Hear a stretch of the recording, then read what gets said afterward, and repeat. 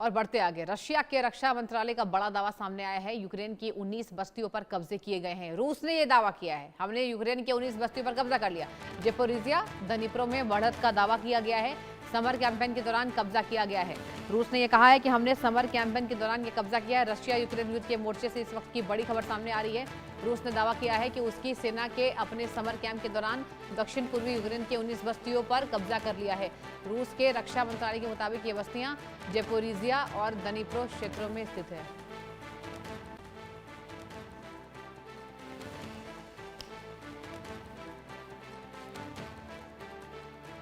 बस्तियों के नाम सार्वजनिक नहीं किए गए हैं। रूस के पूर्वी सैन्य समूह के कमांडर प्योम बोलगारेव की रिपोर्ट का हवाला देते हुए रक्षा मंत्रालय ने यह जानकारी दी है। इसके अलावा रूस की तरफ से जापोरिजिया क्षेत्र की रिबाल्स्क्यो बस्ती पर भी नियंत्रण हासिल करने का दावा किया गया है, लेकिन इस दावे के बीच युद्ध के मैदान की तस्वीर एक तरफा नहीं है। यूक्रेन भी दक्षिणी पूर्वी मोर्चे पर अपनी बढ़त का दावा कर रहा है। यूक्रेनी राष्ट्रपति वोलोदिमीर जेलेंस्की ने इसी सप्ताह कहा था कि 2026 में यूक्रेनी सेना ने दक्षिण पूर्वी मोर्चे पर 745 वर्ग किलोमीटर क्षेत्र को वापस अपने नियंत्रण में लिया है। ये बड़ी जानकारी आपको दे रहे हैं। रशिया ने बड़ा दावा किया है। लगातार इन दोनों देशों के बीच में हमले तेज हो गए हैं। हमला लगातार चल रहा है। युद्ध की जो स्थिति है वो बढ़ गई है। जंग और तेज हो रहे हैं और अब रशिया ने ये कहा कि हमने 19 बस्तियों पर यूक्रेन के कब्जा कर लिया है। देखने वाली बात होगी यूक्रेन की क्या जवाबदेही इसमें यहाँ पर सामने आती है, क्योंकि यूक्रेन का जवाब बेहद जरूरी है। अगर रशिया ने यह दावा किया है तो यूक्रेन का भी दावा जरूरी है कि आखिर क्या वाकई कब्जा हुआ है, और जिस तरीके से क्या यूक्रेन इस पर चुप बैठेगा, यूक्रेन क्या जवाबी कार्रवाई देगा। अतुल रंजन मेरे संवाददाता इस बड़ी खबर पर जुड़ चुके हैं। अतुल, ये बताइए, रशिया का दावा यूक्रेन कैसे देख रहा है? ये देखिए, दोनों देशों के बीच दावों का जो सिलसिला है वो जारी है। और फ्रेश दावा जो है इस बार रूस की तरफ से आया है। रूस का जो दावा किया गया है उसके मुताबिक, जो रक्षा मंत्रालय ने जो बयान जारी किया है उसके मुताबिक जो है समर कैंपेन जो है, मतलब इस समर में जो पूरी तरह से मिलिट्री कैंपेन जो रूस ने लीड किया यूक्रेन के खिलाफ, उस दौरान रूसी सैनिकों ने यूक्रेन का जो दक्षिण पूर्व हिस्सा है, उसका जो जापोरिजिया इलाका है, उसके तकरीबन 19 बस्तियों को जो है पूरी तरह से अपने नियंत्रण में ले लिया है। ऐसा जो है रूस का दावा है। अब जो रूसी दावा जो है ये एक सेना का, रूसी सेना का जो एक रिपोर्ट है पूर्व सैन्य समूह का, उसके जो नवनियुक्त एक कमांडर है उनकी रिपोर्ट के आधार पर किया गया है। और राष्ट्रपति पुतिन ने जो है अगस्त के महीने में ही की शुरुआत में ही इनफैक्ट जो है सैन्य नेतृत्व में फेरबदल करते हुए जो है ये जो नया कमांडर है इनको ही कमान सौंप दी गई थी। उसके बाद हम देख रहे हैं कि ये दावा जो है उस तरफ से किया गया है।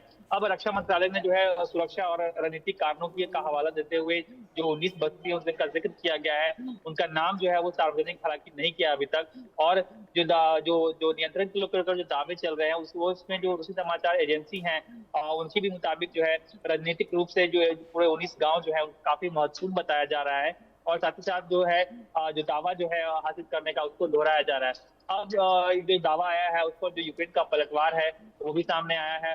रूस जो है उसका कहना ये है कि माफ कीजिए, जो यूक्रेन है उसका ये कहना है कि 12 अगस्त को ही जो है सैन्य कमांड के साथ बैठक के बाद यूक्रेन ने ये घोषणा कर दी थी कि 2026 में जो अपने विशेष जो काउंटर ऑफेंसिव प्रोग्राम था उस दौरान तकरीबन 745 वर्ग किलोमीटर के क्षेत्र को रूसी कब्जों से जो है वापस जो है वो मुक्त कराने में यूक्रेन की सेना कामयाब हो गई थी। साथ ही साथ जो यूक्रेन के अधिकारी हैं उनका कहना यह है कि बहुत सारे इलाके हैं जैसे दनिप्रो हो, डोनेस्क हो या फिर जापोरिजिया ही क्यों ना हो जिसके गांव का जिक्र किया जा रहा है, उसके मिलन जो जो इंटरसेक्शन पॉइंट है उसके तकरीबन 60 किलोमीटर का आसपास का जो फ्रंट लाइन है उस इलाके के आसपास, वहां पर 26 जो बस्तियां हैं उसको यूक्रेन ने एक बार फिर से अपने कब्जे में जो है हासिल करने में कामयाबी पाई है। तो अब इस दौरान आप देखिए कि तमाम जो दावे हैं उस बीच जो एनालिसिस जो सामने आया है, जो एक्सपर्ट्स है उसके मुताबिक कहीं ना कहीं ये समझ में आ रहा है कि जो रिपोर्ट्स जो आ रही हैं उस पर उसके मुताबिक जो रूस है उसकी जमीनी बढ़त की रफ्तार जो है पहले के मुकाबले काफी कमी आ गई है। उसमें यूक्रेन ने जो है अच्छा खासा फाइट बैक किया है। और इसकी भरपाई के लिए जो रूस है उसने यूक्रेन के जो तमाम प्रमुख शहर हैं या फिर कीव हो, दनिप्रो हो, उसके आदि जैसे शहर जो है उन पर बैलिस्टिक मिसाइलों का जो है और जो ड्रोन से जो हमले हैं उसको काफी तेज कर दिया। इनफैक्ट कल भी रात को जो है कीव राजधानी कीव में जो है एक 6 मंजिला इमारत पर जो है अटैक किया गया जिसमें एक माँ बेटे की जो है उसमें मौत होने की खबर भी सामने आई है। अब जो अब जो ये तमाम जो दावे जो किए जा रहे हैं उसमें कितने लोगों की जो है मौत होती है, कितने इसके बाद एग्जैक्टली कितनी बस्तियां हैं, उसका जो है उन दावों की जो पुष्टि कर पाना होता है ये काफी मुश्किल हो जाता है, क्योंकि दोनों देशों की तरफ से जो है दावे तो किए जाते हैं लेकिन इलाकों में जो है मीडिया का एक्सेस जो है फिलहाल नहीं है। ऐसे में दावों में कितनी हकीकत है ये जो है सच्चाई जो है बता पाना मुश्किल है। लेकिन ये बात सही है कि दोनों देशों के बीच जो युद्ध है इस समर में जो है काफी तेज हुआ है। इनफैक्ट जो यूएन की जो रिपोर्ट आई है उसके मुताबिक जुलाई का जो महीना रहा है वो यूक्रेन के लिए कम से कम वो पिछले कुछ महीनों में सबसे ज्यादा जो है खतरनाक रहा है। सबसे ज्यादा नुकसान जो जी। है यूक्रेन को उठाना पड़ा। तकरीबन 600 से ज्यादा नागरिक जो है एक अकेले महीने में जो है उसकी मौत हो गई है। तो कहीं ना कहीं उस हिसाब से देखा जाए तो काफी डेडली पूरा समर का सीजन रहा है दोनों देशों के बीच।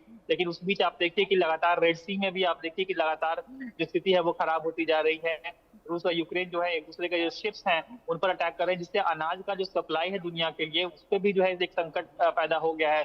और जो तुर्की जैसे देश है जो लगातार इस बीच जो है एक मध्यस्थता करने की कोशिश कर रहे हैं और कोशिश कर रहे हैं कि दोनों देश जो है कम से कम रेड सी में जो अटैक्स जो शुरू कर दिए हैं दोनों देशों ने एक दूसरे पर, उसको जो है उस पर जो है किसी प्रकार का एक टेम्पररी जो है पीस एक जो है पीस अग्रीमेंट साइन हो जाए या फिर पीस जो है अनऑफिशियल पीस बन जाए, ताकि जो अनाज का जो सप्लाई है उसके जो दाम भी दुनिया भर में बढ़ रहे हैं उसको जो है कंट्रोल किया जा सके। तो उसको लेकर कोशिशें हैं।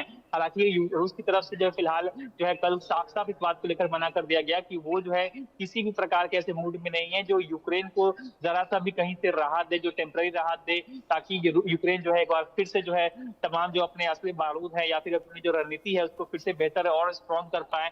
ऐसे इस बात को लेकर जो है रूस जो है काफी विरोध में है। ऐसे में किसी प्रकार के टेम्पररी आप कह लीजिए कि पीस डील के को लेकर जो है संभावना यहाँ पर नहीं दिखाई दे रही है। रूस का आर या पार का जो है पूरा एक माइंडसेट है कि या तो एक परमानेंट पीस डील हो जिसमें तमाम जो उसकी शर्तें हैं वो मानी जाए, या फिर जो युद्ध है वो इसी तरह से जारी रहेगी जैसे पिछले कई सालों से हमें देखने को मिल रहा है। बिल्कुल आपने सही कहा अतुल कि पिछले कई सालों से हम यही देख रहे हैं और कहीं ना कहीं रशिया यूक्रेन दोनों ने अपने जिद को अपना लिया है। सबसे बड़ी बात तो ये थी, पूरी दुनिया ने ये सोचा कि यूक्रेन पीछे हटेगा, लेकिन यूक्रेन ने ठीक ईरान जैसी हरकतों को अंजाम दिया।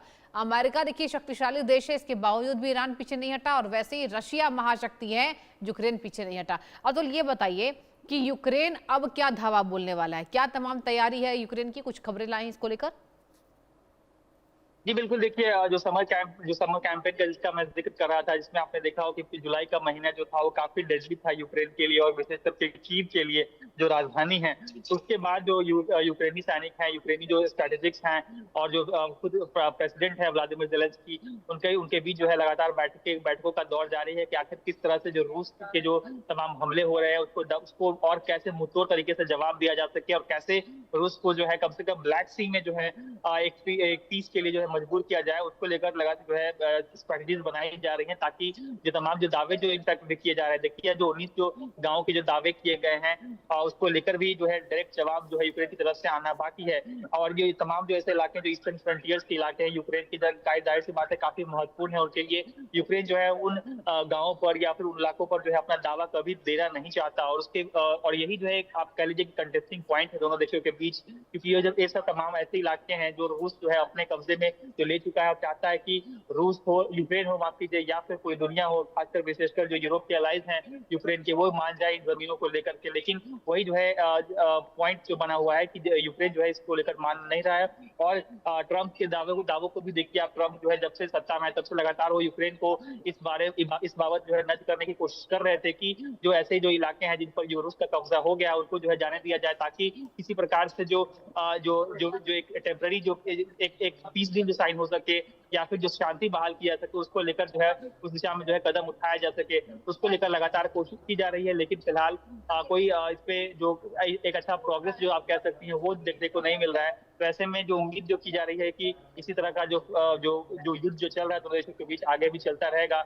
और जो युद्ध का जो दायरा है बढ़ता जा रहा है। आप देखिए कुछ दिनों पहले किस तरह से तकरीबन 300 किलोमीटर दूर रूस के अंदर जो है काफी एक सेफ कमर्शियल साइट थी जहां पर कई सारे जो माफी थे जो रूस के जो काफी आर्म्स और एम्यूनिशन जो ड्रोन्स और फाइटर जेट जहाँ पे पार्क थे, उस इलाके को जो है जेट ड्रोन से इनफैक्ट जो हाइब्रिड एक एक एक जो जेट ड्रोन निकल के आया है यूक्रेन की तरफ से, उससे हमला किया गया, जिससे रूस जो है काफी बौखला गया उस हमले के बाद। और आप देखिए कि अब किस तरह से रेड सी में भी जो अटैक का और काउंटर अटैक का जो सिलसिला है वो फैलता जा रहा है, यानी कि कह सकते हैं आप युद्ध का दायरा जो है वो कमने के बजाय लगातार बढ़ता जा रहा है। ऐसे में चिंताएं जो है केवल यूरोप में नहीं है, जो बाकी दुनिया के देशों में भी है। और इसलिए आप देख रहे हैं कि तुर्की भी जो है किसी तरह से जो है मध्यस्थता करने की कोशिश कर रहा है ताकि कोई सोल्यूशन निकल सके, कोई टेम्परेरी ही कोई जो एक आप कह सकते सीज फायर हो सके दोनों देशों के बीच, ताकि आगे और बातचीत की जा सके। चलिए ठीक है अतुल, बहुत अच्छी आपने जानकारी दी। देखने वाली बात होगी कि अब यूक्रेन क्या कुछ कदम उठाता है। बहुत शुक्रिया आपका जुड़ने के लिए, तमाम जानकारी हम तक साझा करने के लिए। और वक्त एक छोटे से ब्रेक का, जल्द हाजिर होंगे, देखते रहिए।